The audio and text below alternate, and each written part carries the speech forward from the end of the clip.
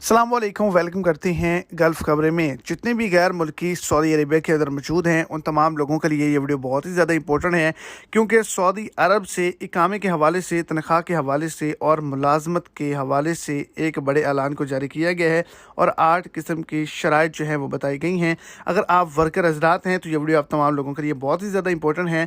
आप तमाम लोगों के लिए एक बड़ी खुशखबरी है। अगर आप वर्क वीज़े पर आना भी चाहते हैं तब भी ये वीडियो आप तमाम लोगों के लिए बहुत ही ज़्यादा इंपॉर्टेंट है।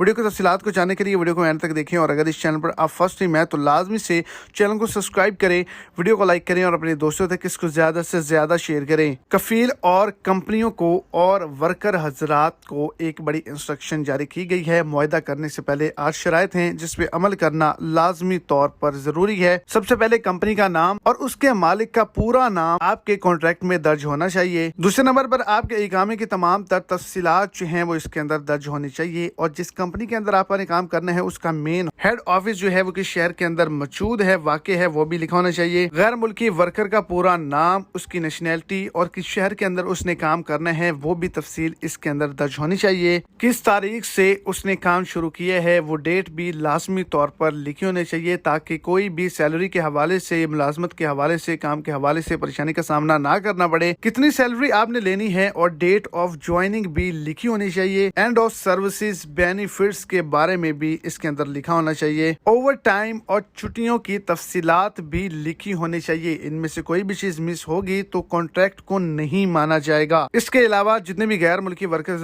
वहाँ पर मौजूद हैं जिनके साथ किसी भी कंपनी ने अभी तक मुआहदा नहीं किया, तो याद रखें आपके इकामे की जब तक वैलिडिटी है वो बिल्कुल ठीक है, वो खत्म नहीं हुआ, तो वैलिडिटी की मुद्दत को आपका कॉन्ट्रैक्ट ही समझा जाएगा। और अगर कफील और कंपनी आपको वाजबात नहीं देती तो उनके खिलाफ आप केस भी कर सकते हैं।